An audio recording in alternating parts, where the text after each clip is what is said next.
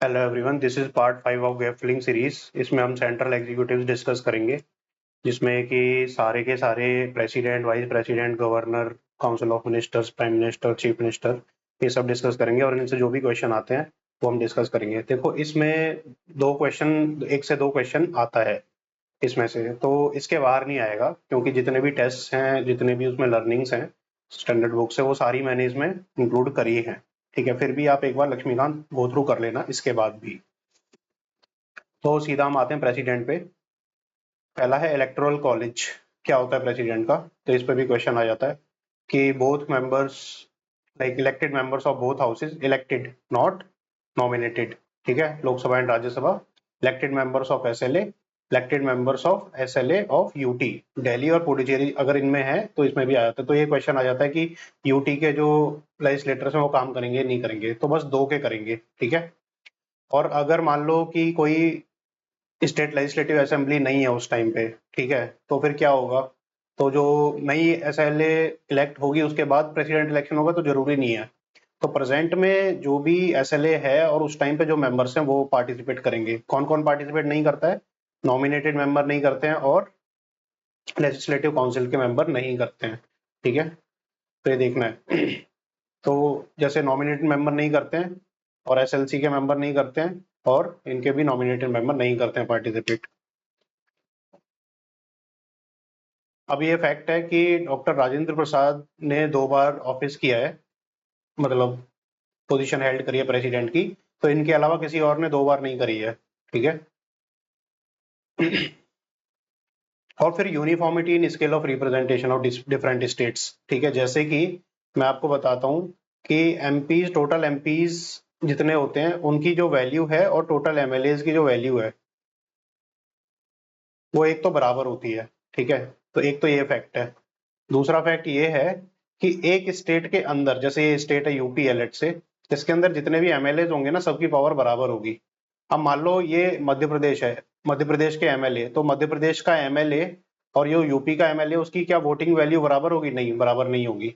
ठीक है, तो आप ये देखेंगे वो किसके हिसाब से डिपेंड होगा? पॉपुलेशन के हिसाब से, पॉपुलेशन और एरिया के हिसाब से डिपेंड होगा। तो क्या है इसमें कि आप उसमें पढ़ना कि एक फॉर्मूला है, उसमें यह है कि total population upon total number of MLA.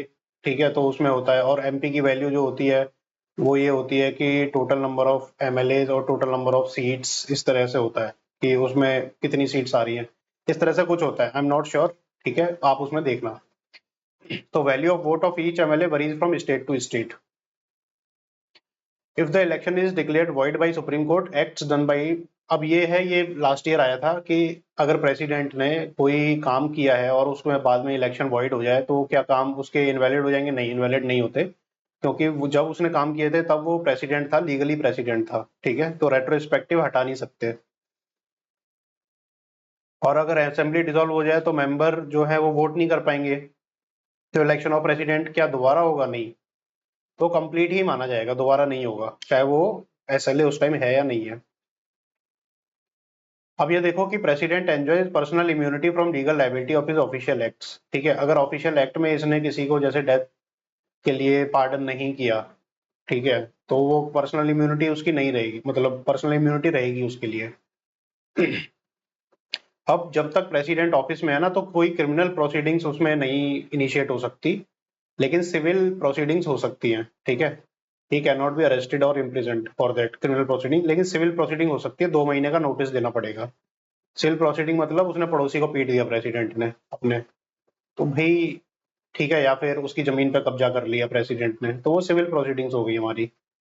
पीट दिया तो वो तो क्रिमिनल ऑफेंस हो जाएगा।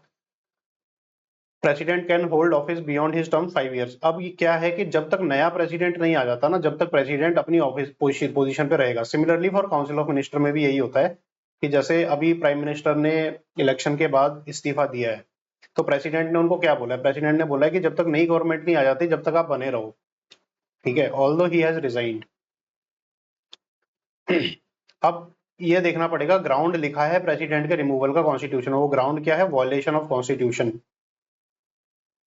ठीक है, वॉयलेशन ऑफ कॉन्स्टिट्यूशन। अब वाइस प्रेसिडेंट में क्या है? वाइस प्रेसिडेंट में कोई भी ग्राउंड नहीं है, नो ग्राउंड रिटर्न, कोई ग्राउंड रिटर्न नहीं किया गया है, मतलब कॉन्स्टिट्यूशन में प्रेसिडेंट के लिए किया गया वॉयलेशन ऑफ कॉन्स्टिट्यूशन। अब ये वायलेशन कॉन्स्टिट्यूशन क्या है डिफाइन किया गया? नो, कि this phrase is not defined, लेकिन इसका यही मतलब निकाला जाता है कि जो भी कॉन्स्टिट्यूशन में अदर फीचर्स हैं, आर्टिकल्स हैं, उनका वायलेशन है। जैसे कि प्रेसिडेंट को एड एंड एडवाइस माननी पड़ेगी काउंसिल ऑफ मिनिस्टर की, या फिर कॉन्स्टिट्यूशनल अमेंडमेंट एक्ट जो है ना उसको रेटिफाई करना ही पड़ेगा।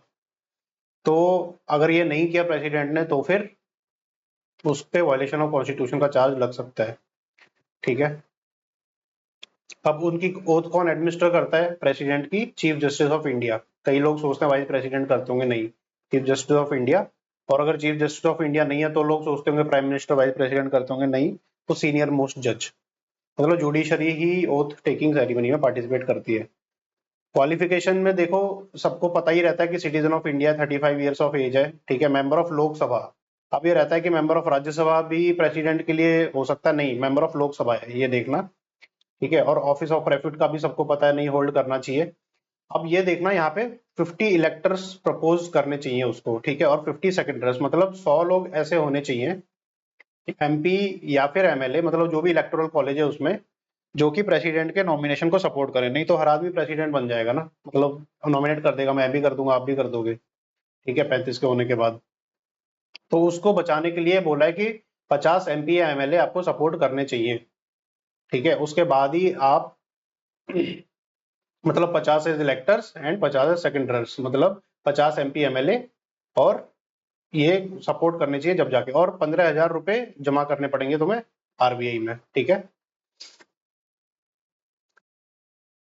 और वो ये सिक्योरिटी डिपॉजिट कब वो होगा? 4 फीट, मतलब जो जमानत जब्त हो जाती है उसे कहते हैं जब एक तिहाई 1/6 वोट से भी कम मिले, मतलब 16.66 वोट से कम मिले, परसेंट वोट से कम मिले, तब आपकी जमानत जब्त हो जाएगी। अब इम्पीचमेंट किस तरीके से होता है? ठीक है, इम्पीचमेंट पे क्वेश्चन आ जाते हैं। देखो, इम्पीचमेंट के लिए आपको ये देखना है कि किसी भी हाउस में इनिशिएट किया जा सकता है, ऐसा नहीं है सिर्फ लोकसभा में किया जा सकता है। और जब भी इनिशिएट किया जाएगा ना, तो 1/4 ऑफ मेंबर्स जो होंगे वो इसकी एप्लीकेशन को फॉरवर्ड करेंगे। तो किसी भी हाउस में, जैसे कि अगर राज्यसभा है, ठीक है, राज्यसभा में लेट से 230 सीट्स हैं, तो इसके 1/4 मेंबर करेंगे। ठीक है, तो बेसिकली 60-70 मेंबर्स हो गए, 70 के आसपास हो गए। ठीक है, तो आपको ये देखना है। तो इसीलिए राज्यसभा में देखा गया है कि ज्यादातर करते हैं, क्योंकि इतने इलेक्टर्स मिल जाते हैं, कम इलेक्टर्स होते हैं। तो लोकसभा में भी कर सकते हो 1/4 इलेक्टर्स अगर हैं तो, और 14 दिन का नोटिस देना पड़ेगा चार्जेस फ्रेम करने के लिए। ठीक है, अब इसमें क्या होता है कि पहले जिस भी हाउस में आपने इसको इनिशिएट किया है उस हाउस में 2/3 मेजोरिटी से पास होना पड़ेगा वो जो रिजोल्यूशन है। और जो हाउस का वो है चेयरपर्सन है, बीट वाइस प्रेसिडेंट है अगर उसमें है, तो राज्यसभा में है तो, और या स्पीकर है, वो रिजेक्ट कर सकता है, और उसकी मर्जी है। ठीक है, जैसे वाइस प्रेसिडेंट ने रिजेक्ट कर दिया था कई बार। ठीक है, तो रिजेक्ट कर देते हैं कि ये एक्सेप्ट नहीं भी करें तो भी चलेगा। ठीक है, तो इनकी ये डिस्क्रेशन होती है, आप ये देखना पड़ेगा। और उसके बाद जैसे मान लो हाउस ने अडॉप्ट कर लिया, तो 2/3 से पास होना पड़ेगा वो रिजोल्यूशन है। फिर दूसरे हाउस में आएगा। अब दूसरे हाउस में जो प्रेसिडेंट है ना, उसका ट्रायल चलेगा। ट्रायल चलेगा तो उसमें वो अपने को जस्टिफाई भी कर सकते हैं। ठीक है, the president has the right to appear and be represented in such investigation. ठीक है, और इन्वेस्टिगेशन होगा उसका। फिर इसमें इन्वेस्टिगेशन जब होता है, इसमें भी फिर इन्वेस्टिगेशन के बाद 2/3 मेजोरिटी से पास होगा जब जाके। तो इतना मुश्किल काम है, तो कोई भी प्रेसिडेंट अभी तक इम्पीच नहीं हुआ है। 6 महीने की वैकेंसी इसमें होती है कि जब भी प्रेसिडेंट की सीट वेकेंट हो जाए ना। देखो, सीट वेकेंट होना एक अलग चीज है और एब्सेंस होना एक अलग चीज है।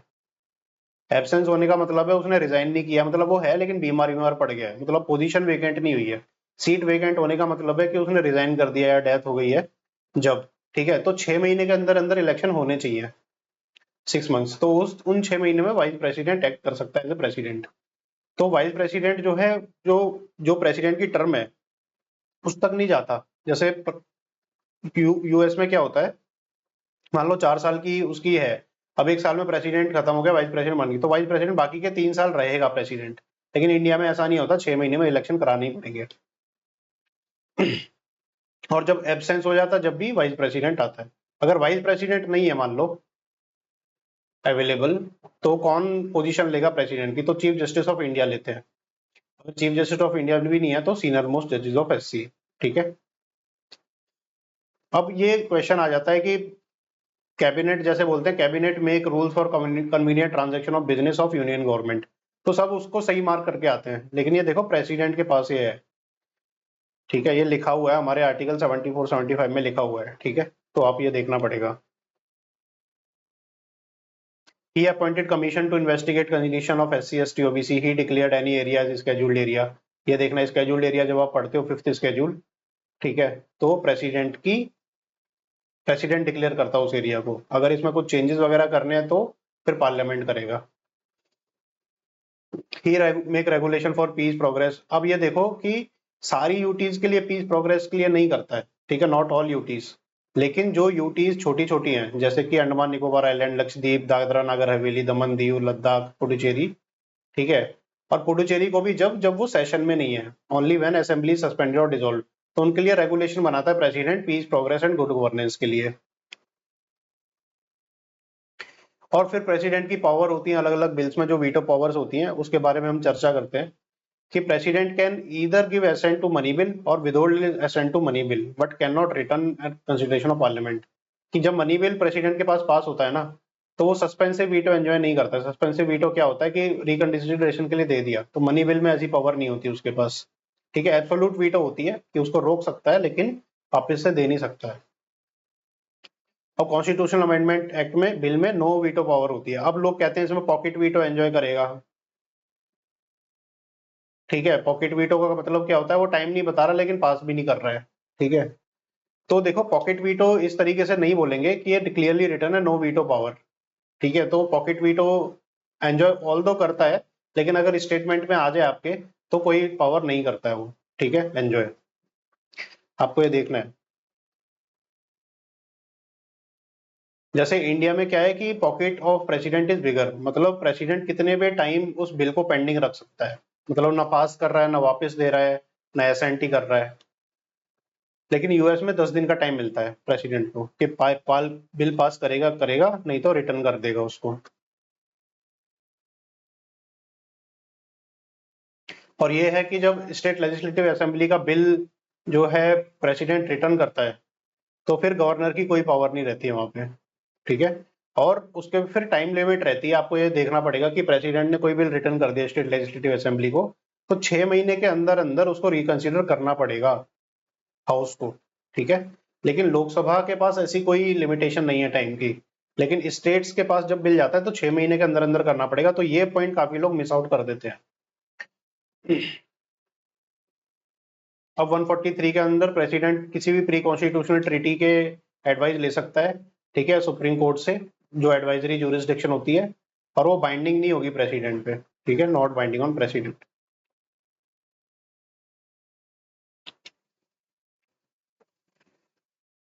अब क्वेश्चन ये आ जाता है कि एडमिनिस्टर करता है प्रेसिडेंट यूटीज को, सबको पता है, तो दिल्ली और पुडुचेरी का भी आ जाता है कि दिल्ली और पुडुचेरी को भी एडमिनिस्टर करता है। यस, करता है, ऑल्दो दे हैव लेजिस्लेचर, लेकिन प्रेसिडेंट एडमिनिस्टर तो करता ही है ना। जैसे एलजी आपने देखा होगा, एलजी दिल्ली में भी होता है, पुडुचेरी में भी होता है। जैसे इसमें लिखा है कि legislature in Delhi Pondicherry does not diminish the supreme control of president. और ऑर्डिनेंस मेकिंग पावर आपको पता है प्रेसिडेंट की होती है, तो पैरेलल नहीं होती उसके सॉरी पैरेलल नहीं होती उसके पार्लियामेंट के, लेकिन उसके वो होती है कि को एक्सटेंसिव होती है।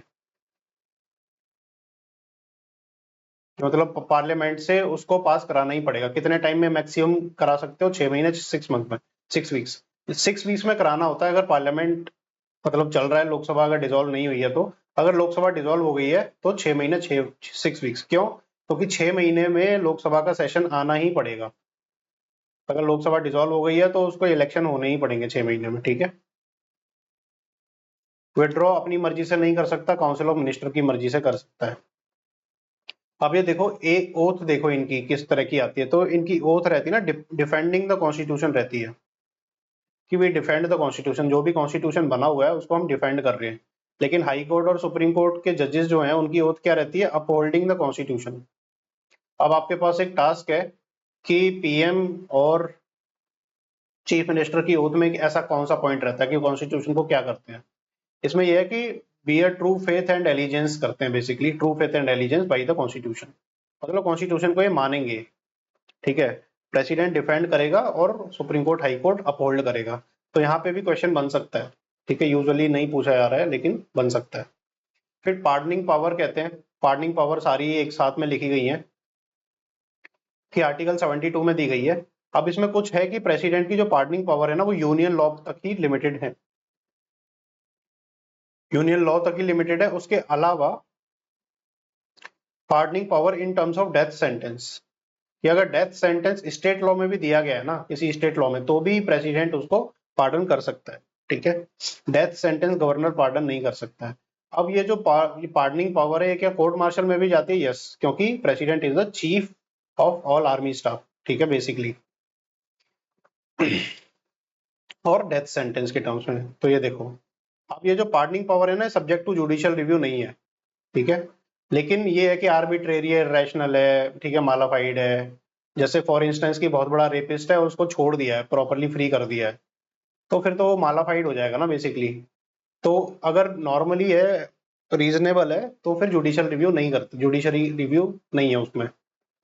अब इसमें कहते हैं क्या ये जुडिशियल पावर है प्रेसिडेंट की? नहीं, ये जुडिशियल पावर नहीं है, it is an executive power, ठीक है। तो इसलिए जब क्योंकि एग्जीक्यूटिव पावर है तो president is not acting as a court of appeal.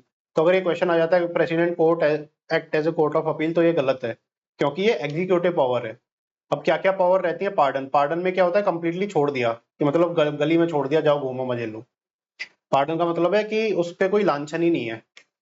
Commutation में क्या होता है? लाइटर पनिशमेंट दे दी, ठीक है। लाइटर पनिशमेंट का मतलब है जैसे फांसी की सजा है, डेथ सेंटेंस है तो उसको लाइफ इंप्रिजनमेंट कर दिया, ठीक है, छोटी सजा दे दी, ये कम्यूटेशन है, मतलब कम्यूट कर दी सजा। फिर रेमिशन है, रेमिशन में ये होता है कि पीरियड चेंज कर दिया है, जैसे कि उसको मान लो 14 साल की सजा थी तो अब 7 साल की हो गई है, सजा का कैरेक्टर चेंज नहीं किया गया, मतलब लाइफ इम्प्रिजनमेंट हो तो लाइफ इम्प्रिजनमेंट है, ठीक है। रेस्पाइट मतलब कुछ टाइम के लिए रेस्पाइट दे दी गई due to certain medical condition, ठीक है, जैसे कि प्रेगनेंसी है, डिसेबिलिटी है, अगर मेडिकल कंडीशन इस तरह की हो गई तो उसको थोड़ा सा रेस्पाइट दे दी कि भैया जब 14 साल की सजा है, प्रेग्नेंट वुमन है, ठीक है, तो उसको जैसे थोड़ी कम कर दी, 7 साल की सजा कर दी लेट से, या फिर डिसेबिलिटी होगी तो 7 साल की सजा कर दी। फिर reprieve, stay on execution for a temporary period. अब ये एग्जीक्यूशन है, मतलब रिप्रीव किस में केस में आती है? जब आपकी फांसी की सजा है तो कुछ टाइम के लिए डिले कर दी, जैसे कि अगर कल फांसी की सजा होनी है और रिप्रीव दे दिया, तो मान लो अब 2 महीने बाद होगी या फिर 1 साल बाद होगी। तो आप ये देखो जो डेथ पेनल्टी के एक्यूज होते हैं उन वो रिप्रीव के लिए ज्यादातर जाते हैं कि यार थोड़ा डिले कर दो, अगर वो नहीं कर पा रहे। फिर गवर्नर पे आते हैं। गवर्नर देखो मोर और लेस प्रेसिडेंट के समान ही है, लेकिन कुछ चीजें डिफरेंट है कि गवर्नर जो है, अगर ये क्वेश्चन आ गया, स्टेटमेंट आ गई कि governor act as a agent of centre, तो ये स्टेटमेंट सही है कि governor act as a agent of centre actually. अब ये ऑफिस ऑफ गवर्नर कहाँ से लिया गया है? ये देखो 1935 एक्ट से लिया गया है हमारा, लेकिन अपॉइंटमेंट ऑफ गवर्नर जो है वो हमने पढ़ा था कहाँ से लिया गया, कनाडा से लिया गया है। और ये इंडिपेंडेंट कॉन्स्टिट्यूशनल ऑफिस है, ठीक है। It is not a employment, although जो गवर्नर है वो एजेंट ऑफ सेंटर की तरह काम करता है, लेकिन उसका एम्प्लॉयमेंट सेंटर के अंदर नहीं आता है, वो इंडिपेंडेंट ऑफिस है, not under control of subordinate nor employment under central government, ठीक है। इनकी ओथ कौन एडमिनिस्टर करता है? कि chief justice of that high court, जैसे प्रेसिडेंट की कौन करता है? चीफ जस्टिस ऑफ इंडिया, इनकी करते हैं chief justice of that high court, अगर एबसेंट है तो सीनियर मोस्ट जजेस। और सिमिलरली इसमें भी ये होता है कि इम्यून फ्रॉम क्रिमिनल प्रोसीडिंग, के ऑफिस में है तो अरेस्ट नहीं हो सकते, लेकिन सिविल प्रोसीडिंग में 2 महीने का नोटिस। और एक गवर्नर दो से ज्यादा स्टेट के लिए अपॉइंट हो सकता है, यस हो सकता है, ठीक है। अब उसमें जो पैसे हैं, जो सैलरी है, वो कौन दे, स्टेट देगी? तो प्रेसिडेंट डिटरमाइन करेगा कि कौन सी स्टेट कितने प्रोपोर्शन ऑफ सैलरी देगी। एक ही सैलरी मिलेगी, 2 सैलरी नहीं मिलेगी, आप ये देखो। पर्सनल इम्यूनिटी मिलती है लीगल लाइबिलिटी से। अब ये बोलते हैं कि गवर्नर, क्योंकि प्रेसिडेंट के अंडर, मतलब president appoint governor under his hand and seal, तो क्या उसका टेन्योर नहीं होता? और गवर्नर को तो कभी भी प्रेसिडेंट हटा सकता है, तो टेन्योर होता है, 5 साल का टेन्योर होता है, ठीक है। लेकिन प्रेसिडेंट क्या है, गवर्नर को ट्रांसफर कर सकता है from one state to another during that period. और अगर गवर्नर को वापस से लेके आना है तो उसका टेन्योर ना उसको सेकंड टर्म दी जाती है, तो उसको सेकंड टर्म बोलेंगे, ठीक है। तो जैसे 10 साल गवर्नर है तो वो 2 टर्म के लिए गवर्नर है, आप ऐसा बोलेंगे। अब गवर्नर के भी केस में ये होता है कि जब भी कोई नया गवर्नर अपॉइंट नहीं होता जो तो पुराना गवर्नर काम करेगा, मतलब ऑफिस खाली नहीं रहेगा बेसिकली। इसको बोलते हैं, अगर ऑफिस खाली रह गया तो इंटररेगनम, तो इंटररेगनम नहीं करते, अवॉइड करते हैं इसको, ठीक है। ऐसे ही काउंसिल ऑफ मिनिस्टर में भी इंटररेगनम होता है। मान लो कि सरकार गिर गई, ठीक है, लेकिन फिर भी नई सरकार बनने तक पुरानी सरकार चलेगी। क्यों? क्योंकि president can not act alone और governor can not act alone. तो ये सुप्रीम कोर्ट की जजमेंट है कि काउंसिल ऑफ मिनिस्टर होने ही चाहिए। चांसलर ऑफ यूनिवर्सिटी होता है हमारा गवर्नर। तो आपने देखा होगा कोई भी यूनिवर्सिटी आपकी स्टेट में तो वाइस चांसलर होते हैं उसके, तो चांसलर कौन होता है? गवर्नर होता है। अब ये देखो कि he appoints tribal welfare minister for Chhattisgarh, Jharkhand, Madhya Pradesh and Orissa. अब ये नॉट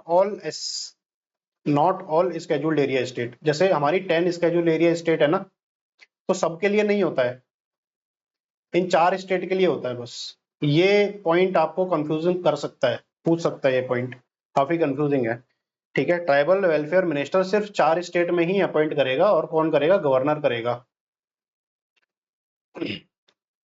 छत्तीसगढ़, झारखंड, मध्य प्रदेश एंड उड़ीसा। और फिर वही है प्रेसिडेंट वाली ताकत की, address the state legislature at the commencement of first session after each general election, the first session of each year. He decide on question of disqualification of member of state legislature in with consultation with election commission, ठीक है। अब ये देखो, ये जो है ना, ये प्रेसिडेंट की भी पावर है कि इलेक्शन कमीशन के साथ मिलकर डिस्क्वालिफिकेशन पे काम करता है। अब ये डिस्क्वालिफिकेशन कौन सा है? ये 10th स्केड्यूल वाला डिस्क्वालिफिकेशन नहीं है, क्योंकि 10th स्केड्यूल वाला जो डिस्क्वालिफिकेशन है उसमें स्पीकर की पावर रहती है। 10th स्केड्यूल मतलब एंटी डिफेक्शन वाला। तो उसके अलावा जो डिस्क्वालिफिकेशन है वो इसमें काम करता है, ठीक है। जैसे कि मतलब उसने एफिडेविट अच्छे से नहीं दिया है इलेक्शन में, या ओथ अच्छे से नहीं करी है, ठीक है, या फिर अपना जो अकाउंट है वो नहीं दिया है, तो इलेक्शन कमीशन तो उसमें चार्ज लेता है। इलेक्शन कमीशन उसको सर्टिफाई करता है कि इसने जो प्रॉपरली इलेक्शन रूल फॉलो नहीं किए, लेकिन at the end of the day president उसे डिस्क्वालीफाई करेगा ना। तो वही, प्रेसिडेंट डिस्क्वालीफाई और governor disqualify in consultation with election commission. Governor decision is final, तो गवर्नर या प्रेसिडेंट का डिसीजन है वो फाइनल रहता है। अब आप बोलोगे कि इसमें कोर्ट का रोल नहीं है, कोर्ट का भी तो रोल होगा इसमें। हाँ, कोर्ट का रोल होता है इलेक्शन पेटिशन के थ्रू। लेकिन इलेक्शन पेटिशन किस में फाइल होती है? पहले जो इलेक्शन कमीशन है ना, वो सर्टिफिकेट देगा कि आप जो है डिस्क्वालीफाइड हो, फिर उसको चैलेंज करेगा कोर्ट में, ठीक है। लेकिन कोर्ट अगर बोलेगा कि इलेक्शन कमीशन की जो पेटिशन है, जो इलेक्शन कमीशन की जो सर्टिफिकेट है वो सही है, ठीक है, और जो कैंडिडेट है वो डिस्क्वालीफाई होने लायक है, लेकिन at the end of the day president और गवर्नर ही साइन करेंगे।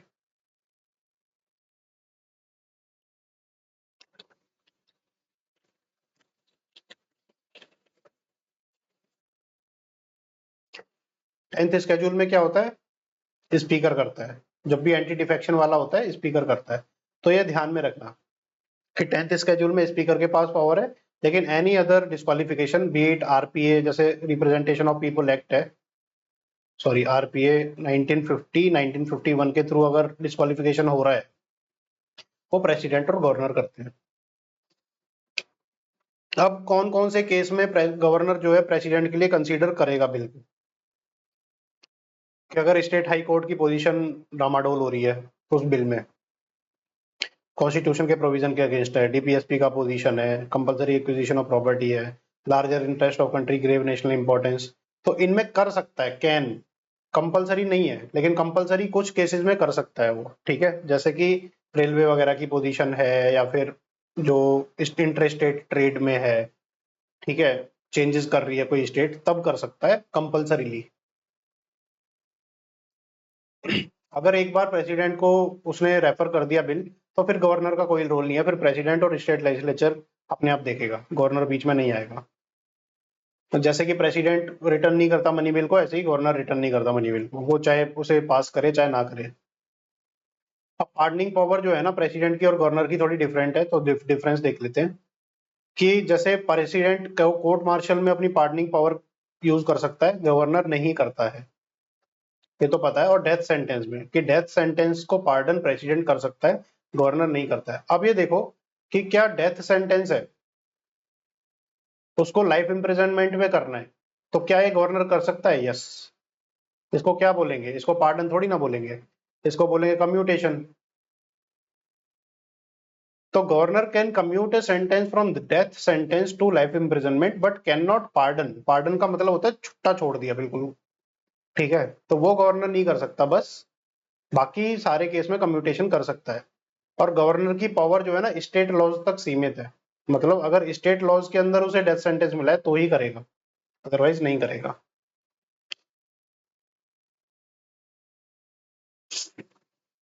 अब गवर्नर जैसे प्रेसिडेंट की सिचुएशनल डिस्क्रेशन है, लेकिन गवर्नर की सिचुएशनल डिस्क्रेशन तो है ही है, लेकिन कॉन्स्टिट्यूशनल डिस्क्रेशन भी है, तो ये डिफरेंस आता है। तो discretionary power of governor is wider than the president. ठीक है, कैसे है? जैसे reservation of bills for president consideration, अब इसमें उसे सीओएम की वो नहीं चाहिए, रिकमेंडेशन नहीं चाहिए या फिर उसकी एडवाइस नहीं चाहिए। प्रेसिडेंट रूल को रिकमेंड कर सकता है, एडमिनिस्ट्रेशन ऑफ एडजॉर्निंग ड्यूटी, ठीक है, seeking information of chief minister, determining the amount payable of government of by the government of Assam Meghalaya to autonomous tribal district council. ये सिक्स्थ स्केड्यूल इलाके में कितना पैसा दिया है उसको एक्वायर कर सकता है, जैसे हमने देखा था। अब सिचुएशनल डिस्क्रेशन क्या है? ये प्रेसिडेंट की भी है हमारी, कि चीफ मिनिस्टर अगर हम असेंबली में अपॉइंट करना है तो, ठीक है, जब मेजोरिटी प्रूव नहीं करी तो उसको डिसमिस कर देना है, ठीक है, एसएलए को डिसॉल्व कर देना है। अब कुछ ऐसे पॉइंट्स हैं जैसे कि governor appoints chairman and members of state public service commission, लेकिन प्रेसिडेंट उसको रिमूव करेगा। मतलब कुछ पावर गवर्नर और प्रेसिडेंट में डिवाइडेड है कि अपॉइंट तो गवर्नर करेगा लेकिन प्रेसिडेंट रिमूव करेगा। अब स्टेट हाई कोर्ट के जजेस जब अपॉइंट होते हैं तो गवर्नर की कंसल्टेशन चाहिए उसमें।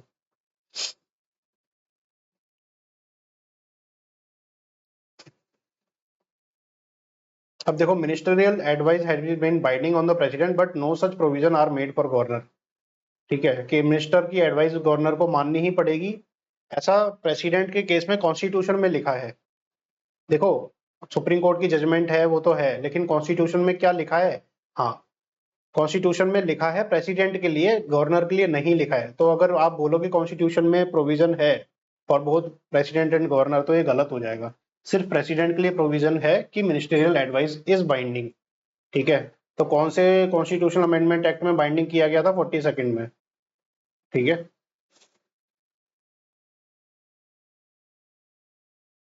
अब कोई भी मैटर अगर गवर्नर की डिस्क्रेशन में आ रहा है या नहीं आ रहा है, तो उसमें गवर्नर खुद ही डिसाइड करेगा और गवर्नर की जो सर्टिफिकेट होगा वो फाइनल होगा। ठीक है,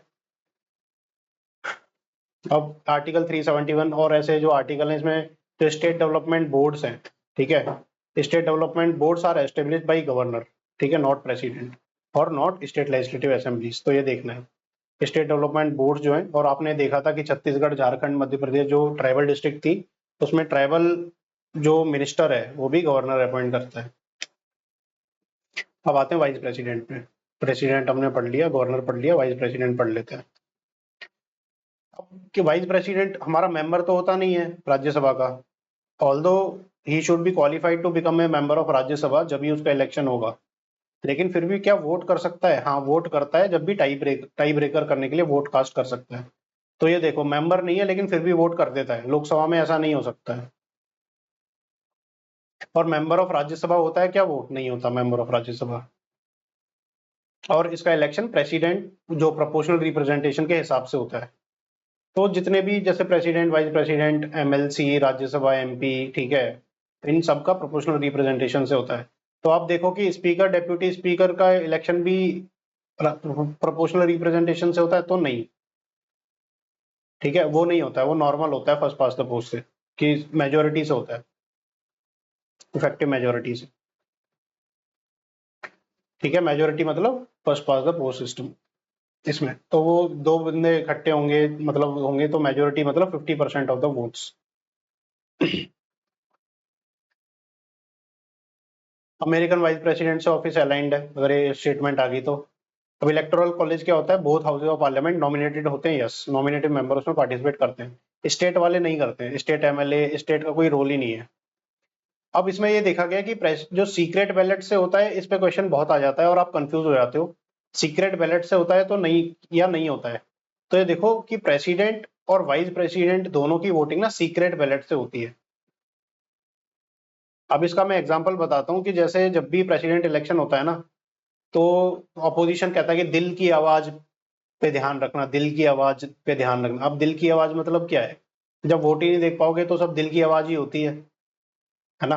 मतलब वो अपील करते हैं कि उससे कि जो रोलिंग प्रपोजिशन है वो भी जो है अपोजिशन वाले कैंडिडेट को करे, क्योंकि वो कैंडिडेट अच्छा है, तो इस तरीके से इमोशनली वो करते हैं कि दिल की आवाज पे ध्यान रखना। तो मतलब क्या सीक्रेट बैलेट, क्योंकि अगर सीक्रेट बैलेट नहीं होगा और कोई रूलिंग मेंबर है तो उसने जो प्रेसिडेंट कैंडिडेट खड़ा किया है और वो उसके अगेंस्ट कर दे तो उसको पता लग जाएगा और वो पार्टी से निकल जाएगा। ठीक है, तो इसमें एंटी डिफेक्शन अप्लाई नहीं होता है। अगर ये स्टेटमेंट आ जाए कि anti defection also applies to president and vice president election, तो नहीं होता है। क्यों नहीं होता है, क्योंकि सीक्रेट बैलेट है।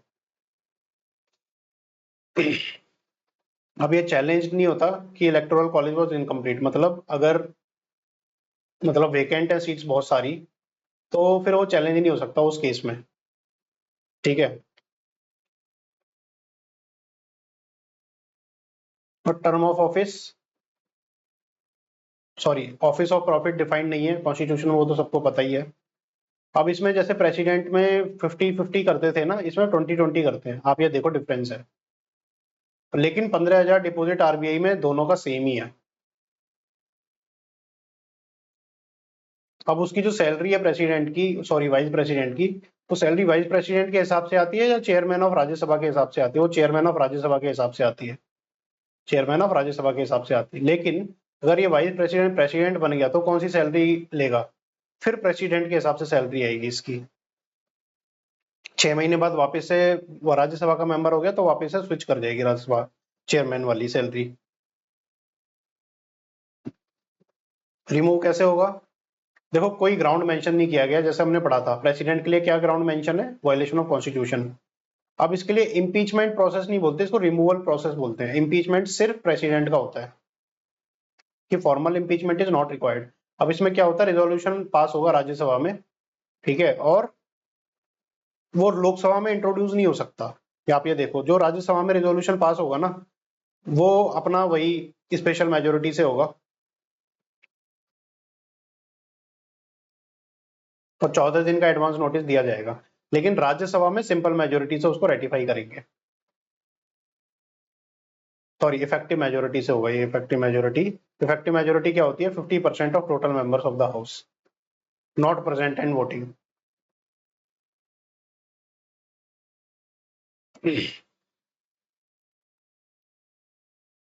स्पेशल मेजोरिटी में तो 2/3 प्रेजेंट एंड वोटिंग होते हैं, लेकिन इसमें इफेक्टिव मेजोरिटी रहती है। सॉरी मेरी गलती हो गई थी।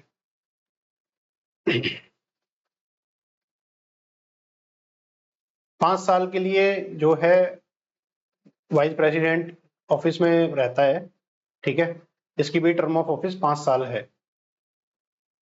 और वही है कि जैसे ये अगर यूएस में प्रेसिडेंट वाइस प्रेसिडेंट अगर प्रेसिडेंट बनता है तो रिमेनिंग पीरियड के लिए बनता है, लेकिन इंडिया में सिर्फ 6 महीने मैक्स, 6 महीने 6 मंथ्स मैक्स, क्योंकि 6 महीने के अंदर प्रेसिडेंट इलेक्शन कराने रहते हैं। अब आते हैं प्राइम मिनिस्टर पे। अब प्राइम मिनिस्टर जो है वो लीडर ऑफ द हाउस है, ठीक है। अब लीडर ऑफ द हाउस कौन सा हाउस? तो जिसका भी वो मेंबर है उसका हाउस होता है। तो क्या जो दूसरा हाउस है, जैसे राज्यसभा का मेंबर है अगर प्राइम मिनिस्टर, तो प्राइम राज्यसभा का लीडर ऑफ द हाउस होगा वो। अगर लोकसभा है तो प्राइम मिनिस्टर नॉमिनेट करेगा किसी मिनिस्टर को उस हाउस का लीडर रहने के लिए, ठीक है। फिर जो प्रेसिडेंट है उसको ये गाइड करता है summoning and proroguing the session of parliament के लिए। लोकसभा कब डिसॉल्व होगी उसके लिए गवर्नमेंट पॉलिसी कौन सी लानी है हाउस में, उसके लिए प्रेसिडेंट को एडवाइस करता है। वही है, प्रेसिडेंट प्राइम मिनिस्टर ही एडवाइस करता है कि मतलब जो भी काउंसिल ऑफ मिनिस्टर के डिसीजन है वो प्रेसिडेंट को प्राइम मिनिस्टर ही बताएगा। अब प्राइम मिनिस्टर की कुछ ताकतें हैं, जैसे कि हेड करता है कुछ ऑर्गेनाइजेशन को, वो देखना है कि प्रेसिडेंट कौन, प्राइम मिनिस्टर सॉरी कौन कौन सी ऑर्गेनाइजेशन को हेड करता है। जैसे न्यूक्लियर कमांड अथॉरिटी होगी, नीति आयोग, ठीक है, appointment committee of cabinet, department of atomic energy, तो ये देखो एटॉमिक एनर्जी का डिपार्टमेंट हो गया, department of space, ministry of personnel public grievance and pension. तो इन सबको जो है ना प्राइम मिनिस्टर हेड करता है यूजुअली। अब कैबिनेट क्या मेंशन्ड है, हाँ मेंशन्ड है कैबिनेट जो है, क्यों मेंशन्ड है, ठीक है, 352 में मेंशन्ड है नेशनल इमरजेंसी वाले में, क्योंकि 44th कॉन्स्टिट्यूशनल अमेंडमेंट में ये आया था कि कैबिनेट की सिर्फ प्राइम मिनिस्टर अगर बोलेगा प्रेसिडेंट को कि नेशनल इमरजेंसी लगा दो तो नहीं लगा सकता, पूरे कैबिनेट का साइन चाहिए उसमें, कैबिनेट का साइन चाहिए ताकि ऑटोक्रेसी ना हो। फिर चीफ मिनिस्टर आ जाते हैं कि अगर ये स्टेटमेंट आ गई minister shall hold office during the pleasure of governor, तो यस, क्यों, क्योंकि गवर्नर हटा सकता है अगर चीफ मिनिस्टर अपनी मेजोरिटी प्रूव नहीं कर पाता है लेजिस्लेचर में, तो प्लेजर ऑफ गवर्नर ही बोलेंगे उसे, ठीक है, गवर्नर अपॉइंट करेगा और जितने भी अदर मिनिस्टर्स हैं वो भी गवर्नर करेगा एडवाइस ऑफ चीफ मिनिस्टर पे। अब ये आता है कि जो भी एडवाइस दे रहा है चीफ मिनिस्टर गवर्नर को, तो वो कोर्ट में इंक्वायर नहीं होगी, similarly for prime minister and president, ठीक है। और ये है कि आफ्टर मिनिस्ट्री रिजाइन गवर्नर, अगर ये कोई आ गई स्टेटमेंट कि after the ministry resigns governor can act on his own discretion, मतलब गवर्नर ही सब कुछ बन जाएगा, तो ये इनकरेक्ट है। क्यों, हमने देखा था इंटररेगनम नहीं हो सकता, इंटररेगनम मीन्स कि governor can not act alone without the aid and advice of council of ministers. तो गवर्नर को क्या चाहिए, गवर्नर को ये चाहिए कि काउंसिल ऑफ मिनिस्टर होना ही पड़ेगा, तो उसकी एडवाइस के उससे ही काम करेगा। अगर मान लो ये डिसमिस हो जाते हैं, काउंसिल ऑफ मिनिस्टर नहीं रहते हैं, तो जब तक नए काउंसिल ऑफ मिनिस्टर नहीं आ जाते हैं या जब तक नई हमारी स्टेट लेजिस्लेटिव असेंबली नहीं इलेक्ट हो जाती है, जब तक पुराने काउंसिल ऑफ मिनिस्टर ही रहेंगे और वो एड एंड एडवाइस करेंगे गवर्नर को, ठीक है। अब काउंसिल ऑफ मिनिस्टर्स देखते हैं, कितनी उसकी वो है, 15% है कि टोटल मेंबर ऑफ लोकसभा के 15% ही हमारे काउंसिल ऑफ मिनिस्टर बनेंगे। तो क्या ये स्टेट्स में भी ऐसा ही है, यस, स्टेट में भी 15% है। अब दिल्ली के केस में कितना है, आप देखो दिल्ली जो यूटी है उसके केस में डिफरेंट है, तो वो 239 ए में अपना मेंशन है कि दिल्ली में कितना है, 10% है या कितना परसेंट है, दिल्ली में आई थिंक 10% है, 70 सीट है, 7 मिनिस्टर हो सकते हैं, ठीक है, इस तरह का कुछ है, आप ये देखना। अब minister hold office during the pleasure of president, तो वो तो यही हमने पढ़ा था अभी। अब प्रेसिडेंट ना किसी भी मिनिस्टर को रिमूव नहीं कर सकता, तो प्राइम मिनिस्टर अगर बोलेगा जब ही रिमूव कर सकता है, तो ये देखना aid and advice of prime minister इसमें चलेगा।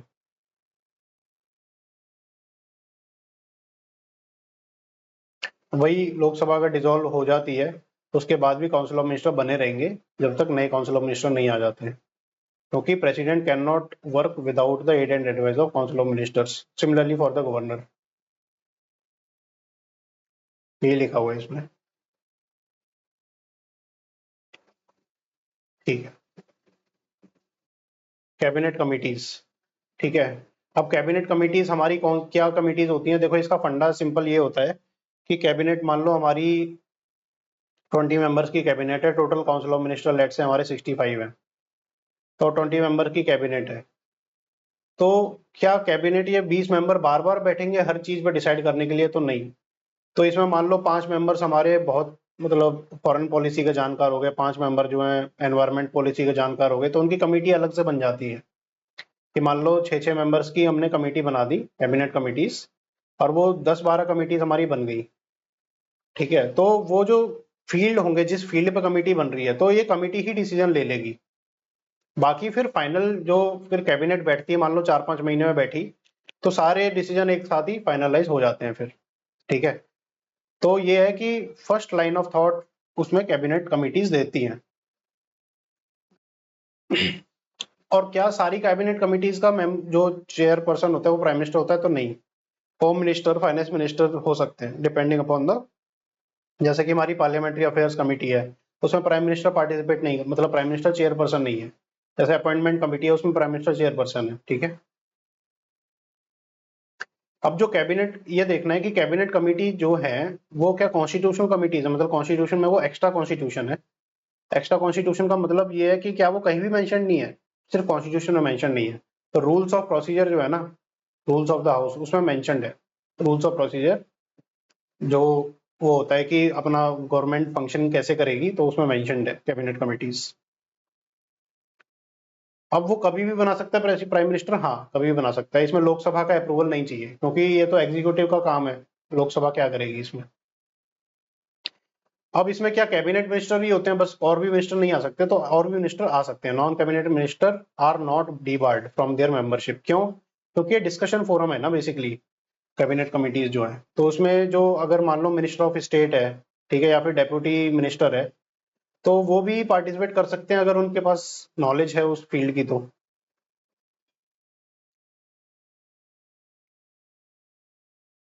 अब ये क्वेश्चन आ जाता है, ये डिसाइड नहीं कर सकती कि लाइक ये सिर्फ डेलिब्रेट करेंगी और कैबिनेट ही डिसाइड करेगी, तो ऐसा नहीं है। कैबिनेट कमेटी खुद से डिसाइड कर सकती है, जैसे कि आपने देखा होगा अपॉइंटमेंट कमेटी और कैबिनेट कि जैसे कैबिनेट मिनिस्टर कौन होगा या फिर सेक्रेटरी कौन होगा, ठीक है, या फिर कोई कैग कौन होगा, तो ये कौन डिसाइड कर लेती है? फाइनल कैबिनेट थोड़ी ना अप्रूव करती है इसको, अपॉइंटमेंट कमेटी ऑफ कैबिनेट ही साइन कर देती है। तो मतलब इनके पास डिसीजन मेकिंग पावर होती है, ठीक है। अब प्राइम मिनिस्टर हेड कर रहा है उसे, तो उसके बाद भी कोई बॉडी चाहिए क्या? नहीं चाहिए। प्राइम मिनिस्टर ही हेड कर रहा है तो वो वहीं पे डिसीजन दे देती है कि कैन रिव्यू देयर डिसीजन, ठीक है, for consideration but also take decision, मतलब डिसीजन भी देती है। लेकिन ये है कि कैबिनेट अगर स्पेशली बैठी है तो वो रिव्यू कर सकती है डिसीजन को, वो बात एक अलग है, लेकिन खुद से डिसीजन ले सकती है। नोवेयर मेंशन्ड इन कॉन्स्टिट्यूशन, जैसे इसमें बोला है डू नॉट टेक डिसीजन, तो इनकरेक्ट है, डिसीजन ले सकती है। कहाँ मेंशन्ड है? रूल्स ऑफ बिजनेस में मेंशन्ड है, rules of business of government. अब कंसल्टेटिव कमिटीज होती हैं, ठीक है, consultative committees are different committees, ये कैबिनेट कमिटीज नहीं होती हैं। कैबिनेट में तो कैबिनेट के मेंबर्स उसमें ज्यादातर रहते हैं और वो डिसीजन मेकिंग पावर है। कंसल्टेटिव कमिटीज मतलब कि मान लो कई सारे मिनिस्टर्स हैं, तो उनको ले लिया, लेकिन कुछ मेंबर ऑफ पार्लियामेंट भी हैं जो कि उसमें नॉलेज रखते हैं लेकिन वो मिनिस्टर नहीं है, मतलब काउंसिल ऑफ मिनिस्टर के बाहर के लोग हैं, तो वो भी इसमें पार्टिसिपेट कर सकते हैं क्योंकि ये कंसल्ट कर रही है ना बेसिकली, डिसीजन तो ले नहीं रही है। कंसल्ट के लिए तो किसी को भी मेंबर रख लो, कि they are attached to various ministry department of central government, ठीक है, consist of member of both house of parliament constituted by ministry of parliamentary affairs, मतलब पार्लियामेंट्री अफेयर मिनिस्ट्री इनको बनाती है कि a minister is not eligible to be a member of consultative committee, ठीक है, ये करेक्ट नहीं है, एलिजिबल है, ठीक है। अब जैसे जो डिपार्टमेंट रिलेटेड स्टैंडिंग कमिटीज हमने पढ़ी थी कि ठीक है, और पार्लियामेंट्री कमिटीज पढ़ी थी, जैसे फाइनेंस कमेटी होती है हमारी, जैसे एस्टीमेट कमेटी हो गई, पीएसी होगी पब्लिक अकाउंट कमेटी, ठीक है, पीयूसी होगी पब्लिक अंडरटेकिंग कमेटी, तो इनमें मिनिस्टर मेंबर नहीं हो सकते, लेकिन कंसल्टेटिव कमेटी में मेंबर हो सकते हैं। देखो कंसल्टेटिव कमेटी का टास्क क्या हो गया, जैसे कंसल्टेटिव कमेटी ऑन एनवायरमेंट हो गया लेट्स से। अब एनवायरमेंट में मान लो कई सारे एमपीज हैं जो एनवायरमेंट की नॉलेज रखते हैं, वो आ गए इस कमेटी में, लेकिन एक मिनिस्टर जो एनवायरमेंट की नॉलेज रखता है, जैसे minister of environment forest and climate change है, वो भी पार्टिसिपेट कर सकता है ना अपने इनपुट्स देने के लिए। मिनिस्टर भी कर सकता है, एमपी भी कर सकता है, तो सारे मिलकर बैठ के ना जो भी एक्सपर्ट की पॉलिसीज हैं उनको बनाते हैं, और फिर जितने भी हमारे इंस्टीट्यूशन है एनवायरमेंट के इंडिया में, जैसे wild life institute of India है, तो इनको बुला के एक्सपर्ट एडवाइस लेते हैं और फाइनल पॉलिसी बनाते हैं लोग, ठीक है। तो इसको बोलते हैं कंसल्टेटिव कमिटी। अब कंसल्टेटिव कमिटी ने कुछ ड्राफ्ट बनाया, ये डिसीजन नहीं लेगा, फिर ये कैबिनेट कमेटी ऑन एनवायरमेंट अगर बनती है फाइनली, ठीक है, सस्टेनेबल डेवलपमेंट की अगर कोई बनती है, उसको भेजेगा, वो डिसीजन लेगी, ठीक है, वो डिसीजन लेगी और उस पर अप्रूव हो जाएगा। अगर मान लो इसमें कुछ मॉडिफिकेशन करना है तो कैबिनेट फाइनल डिसीजन लेगी, अगर कोई इंटरनेशनल इंप्लीकेशन है जो भी है। तो इस तरीके से गवर्नमेंट काम करती है। तो अभी के लिए इतना ही, पार्लियामेंट शुरू करेंगे नेक्स्ट सेशन में। Thank you all, please subscribe this channel, बहुत कम सब्सक्राइबर्स हैं इन कंपैरिजन, और शेयर करें, लाइक करें। Thank you.